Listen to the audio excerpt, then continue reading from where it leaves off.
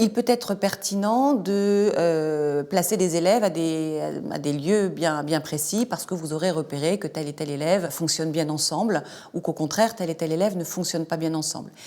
Pour le tout début, les enseignants ne connaissent pas leurs élèves, donc moi j'opterais davantage pour le premier jour de classe pour un plan assez libre. Les élèves arrivent, se placent, s'installent, de manière à ce qu'ils fassent connaissance entre eux, de manière à ce que vous fassiez connaissance avec eux. Et puis dans un deuxième temps, s'il faut déplacer des élèves, ça n'est pas un problème. Même au sein d'une journée, voire même au sein d'une heure de cours, les élèves peuvent très bien aussi changer de place.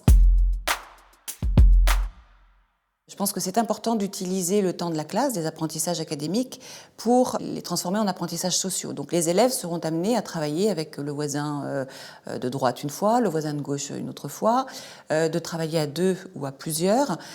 Et ça, c'est soit à l'enseignant de le proposer, soit aussi à eux de se dire j'ai travaillé déjà avec un tel et un tel, aujourd'hui il serait bon que je travaille avec une telle, de manière à vraiment développer chez eux l'ouverture aux autres. Et si on s'assied toujours à côté des mêmes personnes, finalement, on va développer des liens avec cette personne et on se prive du lien avec les autres personnes. Donc d'avoir des places fixes pour les élèves, ce sont leurs repères. Il peut être aussi intéressant, au cours d'une heure ou au cours d'une journée, à partir de ces places fixes, de leur proposer de changer, d'aller s'asseoir avec d'autres camarades.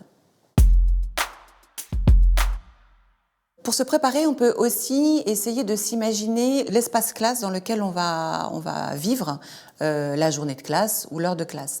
Et l'espace géographique, le design finalement de la classe est très important car les séances que l'on veut proposer seront plus ou moins efficaces en fonction de la manière dont on a pensé l'espace. Quand j'ai besoin d'avoir une activité un peu dirigée, un peu frontale, eh bien pourquoi pas. Et dans ces cas-là, je peux avoir des rangées, ça n'est pas très grave pour cette séquence-là. En revanche, si je veux orchestrer des activités en coopération, là, une classe pensée en îlot sera plus pertinente. Si je veux animer un mini-débat en classe, peut-être que là, pousser les tables sur le côté et puis juste garder des chaises disposées en U permettra à la parole de circuler plus librement. Toutes ces dispositions ne sont pas exclusives. On peut très bien même penser une classe où finalement les chaises et les tables vont pouvoir bouger par rapport aux activités proposées.